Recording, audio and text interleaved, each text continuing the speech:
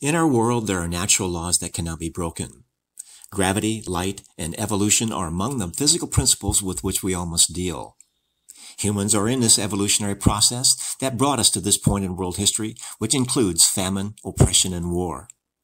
The evolutionary process was noted in Darwin's theory known as natural selection or survival of the fittest.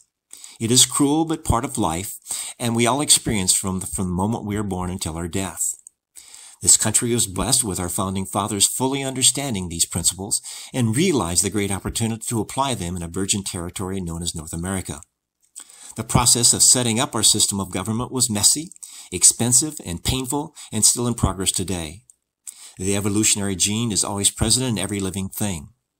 As a result, our founders developed a terrible system of government known as the constitutional republic with a capitalistic economy. In spite of how bad it is, it's still the best system in the world with little room for improvement. But that doesn't seem to keep anyone from trying. We all have a free will. With the evolutionary process, there's always consequences in everything that we do. Nature insists this be the case. With freedom, there's always responsibility.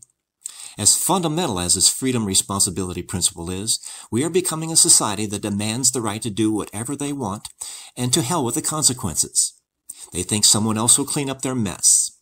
It is sad that those who want things to go smoothly are always dealing with the mess by those who don't seem to care. Our government has three responsibilities: security, infrastructure, and to make laws that are fair, truthful, sustainable, and have integrity. The security ingredient is the most difficult to maintain, and it is impossible to be completely safe unless you're dead. To have security, we must be prepared to fight against anything that threatens our core values, our way of life, and our domestic tranquility. News is constantly hyping this threat to our security, which includes trade wars and military assaults. The obligation of our commander-in-chief is to know when to fight. The only time to fight a war is when our domestic tranquility is threatened by those who disagree with our core values of fairness, truth, sustainability, and integrity. With threats to fairness, the most common. The formula is simple, but the courage to fight is where the profiles in courage are required. Anything worth having is never free. To weigh the consequences of war with those who disagree with our core values is simple. We don't go to war because we lost a World Cup soccer game. We fight wars, including trade wars, when the cost of war is cheaper than the long-term cost of not confronting it. There will always be a cost if things are not fair, unsustainable, or full of hypocrisy.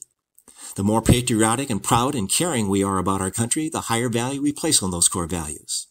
If no one cares or places any value on fairness, truth, sustainability, or integrity, there would be no wars, but I don't think I would want to live in a world of that kind. This is Keith Kuby, wishing you the best in making the world a better place.